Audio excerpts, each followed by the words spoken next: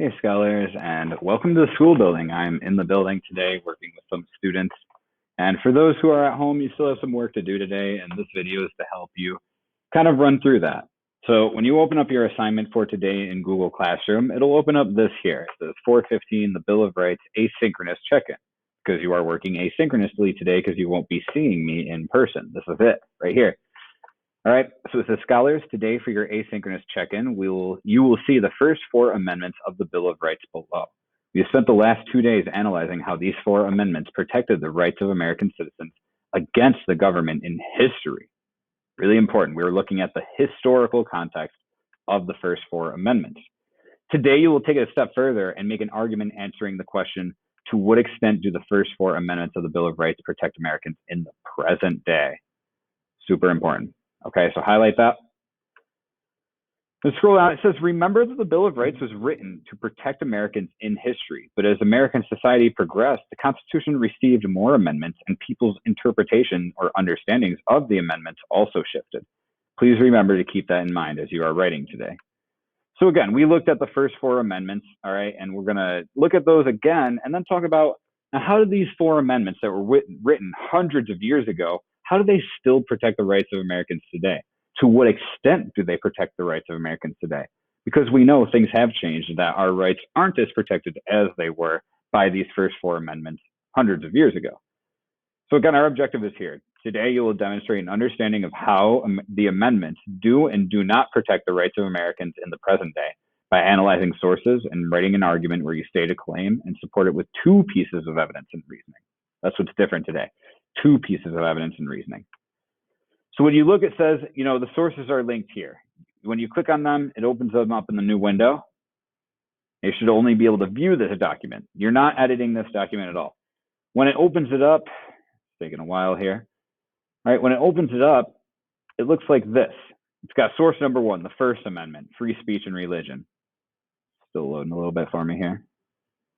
Source number 2, the First Amendment again. It's a little bit more detailed. Scroll down. Source number 3, the Second and Third Amendments. And then scroll down again. Source number 4 is the Fourth Amendment. If we can get to it. There it is. All right, so what are you doing? If you go back to the assignment, you are actually completed. You scroll down. It says the written work is on the next page. Scroll on the next page. Here's your rubric. It's the ELA rubric. All right, it's the one you've seen before, the 2-point short response rubric. You need to make a claim. You need to support it with evidence. You need to explain how that evidence supports your claim. So here's the question. Again, to what extent do the first 4 amendments of the Bill of Rights protect Americans in the present day? Again, be sure to include a clear claim that answers the question above, 2 pieces of evidence that support the claim, and a reasoning statement attached to each piece of evidence that explains how the evidence supports the claim. All right, and then you write your answer down here. Do it right in a paragraph form. Start with your claim. And again, we always start our claim by restating the question. I won't give you any more than that because I don't want to give you too much. But let's look at the question. And before I end this video, just to give you some help, again, it's asking to what extent do the first 4 amendments of the Bill of Rights protect Americans in the present day? And I just want to annotate that. I want to make sure that we're paying attention to that. Extent means there is a wide range of beliefs. Some people believe the Bill of Rights still protects Americans from the powers of the government. Others believe that the Bill of Rights is outdated and needs to be worked on in order to actually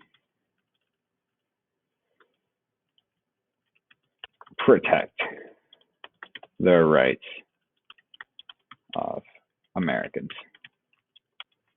Okay, so some, again, believe that the Bill of Rights is really good. Some believe it's not so good, and you are going to kind of explore that on your own today by writing a claim, 2 pieces of evidence from the sources we looked at here, and then 2 pieces of reasoning that attach to those pieces of evidence.